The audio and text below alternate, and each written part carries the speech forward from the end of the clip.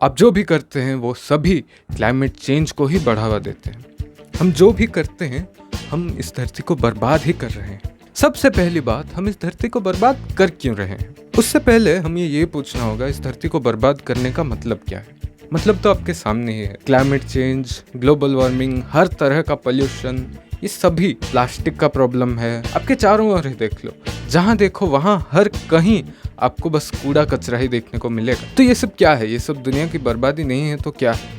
हम लोग जंगल काट दे रहे हैं, हम लोग पशु पक्षियों को मार दे रहे हैं। ये टाइम में दुनिया का सबसे बड़ा मास एक्सटिंक्शन चल रहा है और आज के टाइम में एक्सटिंक्शन रेट सबसे हाई है। इंसान का दूसरा नाम ही विध्वंस है। तो इस वीडियो का जो टॉपिक है, मेन टॉपिक यही है कि हम इस दुनिया को बर्बाद कर रहे हैं। सबसे पहली बात मुझे ये बताना है आपको कि ये मेरा चैनल किस बारे में है। जैसा मेरा चैनल आपके आगे आता है, जैसे ये वीडियोस होते हैं, आपको लग सकता है कि ये चैनल कोई फैक्ट चैनल है, कोई इन्फॉर्मेशन चैनल है, मैं इन्फॉर्मेटिव कंटेंट बनाता हूँ। नहीं, पर ऐसा नहीं है। मैं इन्फॉर्मेशन नहीं देता आपको, मैं आपको अवेयरनेस देने का काम कर रहा हूँ।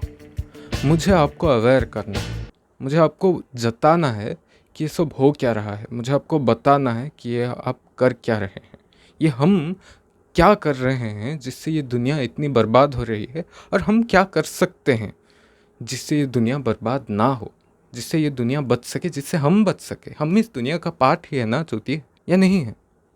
कहीं बाहर से आए हो? मार्स को चले भी जाओगे तो वहाँ पे करोगे क्या? बताओ। तो हम इस दुनिया के ही तो पार्ट हैं, इस नेचर ने ही तो हमें बनाया है। बंदर से ही तो इंसान बने हैं, हालांकि बंदर से इंसान नहीं बने हैं, वो बाद का टॉपिक है, किसी और दिन डिस्कस करेंगे कि हम किससे इंसान बने हैं। फिलहाल अब देखो कि हम इस दुनिया को कैसे बर्बाद कर रहे हैं। ये वीडियो मेरा कोई भी स्क्रिप्टेड नहीं होने वाला, मैं इसको पूरा अपने दिल से बोलने वाला हूँ। जो भी मैं बोल रहा हूँ वो मेरे अंदर से आ रहा है, और बहुत ही मिनिमम एडिटिंग होगा इसमें। शायद करूँगा भर भर के, कुछ भी मुझे अभी बस ट्राई आउट करना है। मैं ये वीडियो पे बहुत ज़्यादा उतना ख़ास ध्यान नहीं दूंगा। थंबनेल भी ऐसा वैसा ही होगा, तुम आगे हो तो तुम्हारा नसीब ही है। खैर, तो इंसान का नेचर ही विध्वंस का नेचर है। एक इंसान जो पैदा होता है वो अपने हाथों में विध्वंस लेकर पैदा होता है। हम इंसान जो भी करेंगे हम विध्वंस ही करेंगे। हमारे हाथ में जो भी आएगा हम उसे तोड़ मरोड़ के खा जाएंगे। हमारा नेचर ही ऐसा है, हम बने ही ऐसे हैं, हमको नेचर ने ऐसा ही बनाया है। इसके लिए हमें एक्स्ट्रा कुछ नहीं करना पड़ता। हम जैसे हैं वही इस दुनिया के लिए खतरनाक है। पर ये ज़रूरी नहीं कि हम ऐसे ही बने रहें जिससे ये दुनिया को खतरा हो। तो सबसे पहले खतरा है क्या? खतरा है विध्वंस का। विध्वंस का मतलब हमारा प्रभाव, हम जो असर डालते हैं इस धरती पे। अब देखिए, जो भी ऑर्गेनिज्म होता है दुनिया में, जो भी लाइफ होता है, वो अपना प्रभाव अपने चारों ओर डालता है, अपने परिवेश में, अपने एनवायरनमेंट में वो अपना कुछ छाप छोड़ता है, जिसके वजह से उसके एनवायरनमेंट में उसके हिसाब से कुछ परिवर्तन होते हैं। ये सब पेड़ पौधे भी करते हैं, फंगस भी करते हैं, बैक्टीरिया, आल्गी, इवन वायरसेस भी करते हैं, जबकि उनको लाइफ भी कंसिडर नहीं करा जाता।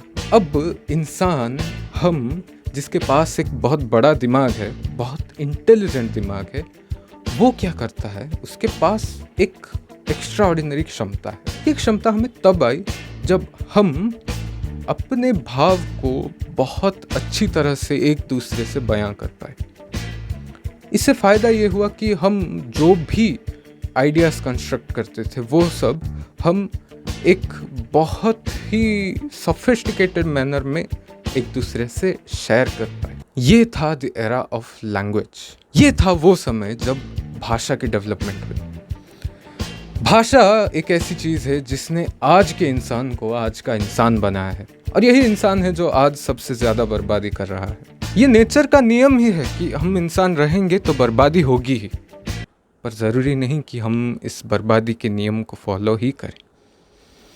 हाँ, हम इस नियम के विपरीत भी जा सकते हैं, क्योंकि ये नियम हमारी प्रकृति है, और इस नियम के विपरीत जाके इस दुनिया को संवारना ये हमारी संभावना है। This is our nature and this is our possibility. हम अपने नेचर और अपने पॉसिबिलिटी के बीच लटके हुए हैं, जिसके वजह से सारा डिप्रेशन, एंग्जाइटी और जो भी आपका मेंटल माइंडफक गेम है वो सब हो रहा है, वो सब इसी वजह से हो रहा है। मेरा यही मिशन है, मुझे इसी को दूर करना है। मुझे आप सब में एक साइंटिफिक थिंकिंग डेवलप करना है। महान साइंटिस्ट कौन है? महान साइंटिस्ट मैं नहीं हूँ, महान साइंटिस्ट आप हो। ये आपकी एक पॉसिबिलिटी है।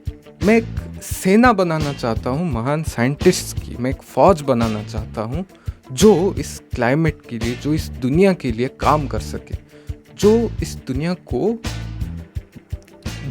को बचा सके। पता नहीं मैं हीरो की तरह, सुपर हीरो की तरह साउंड कर रहा हूँ, पर यही है जो मैं करना चाहता हूँ। और हमें कोई बचाने वाला, कोई मसीहा नहीं आएगा, कोई अवतार नहीं आएंगे, कोई कल्कि नहीं आएगा। हमें जो भी बचाएगा वो आज की ही होगा, क्योंकि जो भी है वो आज ही है, कल है ही नहीं।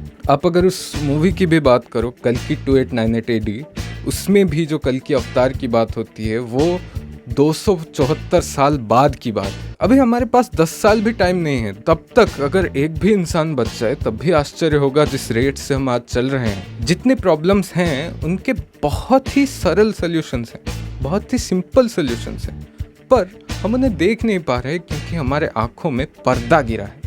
हम उन लोगों की गुलामी में लगे हैं जो इस दुनिया को सबसे ज़्यादा बर्बाद कर रहे हैं। अंबानी की शादी देख लो, तुम्हारे जितने सेलिब्रिटीज, जितने लोगों को तुम अपने सर पे बैठा के रखते हो, जो भी लोग हमारे सोसाइटी के सबसे ऊपर के लोग हैं, वो सभी लोग इस दुनिया को सबसे ज़्यादा बर्बाद करते हैं। मतलब अगर हमें दुनिया को बचाना है तो हमें इस सिस्टम से आगे बढ़ना पड़ेगा, हमें एक नया सिस्टम बनाना पड़ेगा, हमें इस सिस्टम को चैलेंज करना पड़ेगा।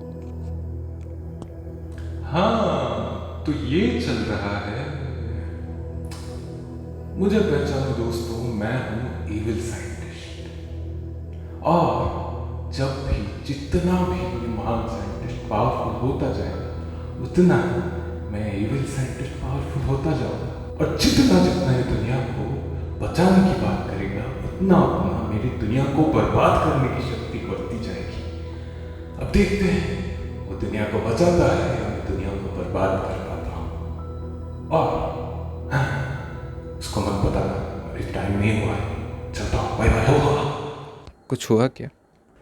तो नया सिस्टम बनाना पड़ेगा। इसीलिए अगर हम ये नहीं कर पाए, हमारी इतनी बड़ी बुद्धि की कोई कीमत नहीं है। मैं गारंटी दे सकता हूँ, एक बायोलॉजी स्टूडेंट के हिसाब से मैं ये कह सकता हूँ, पूरा दावा करके कह सकता हूँ कि चाहे हम इंसान इस पूरी दुनिया को ही बर्बाद कर दें, चाहे हम लड़के न्यूक्लियर मिसाइल्स डंप करके सब कुछ ही तबाह कर दें, फिर भी इस धरती पे लाइफ बच ही जाएगा।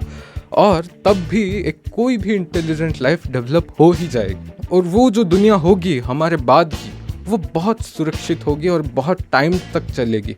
एपोक्लिप्स नहीं होंगे उसमें, क्योंकि हम ही इस टाइम के सबसे बड़े एपोक्लिप्स हैं। इस मैसेज के साथ हम ये वीडियो को एंड कर देंगे, क्योंकि मैं चाहता हूँ आप इसके बारे में सोचो कि हम ही इस टाइम के सबसे बड़े एपोक्लिप्स हैं।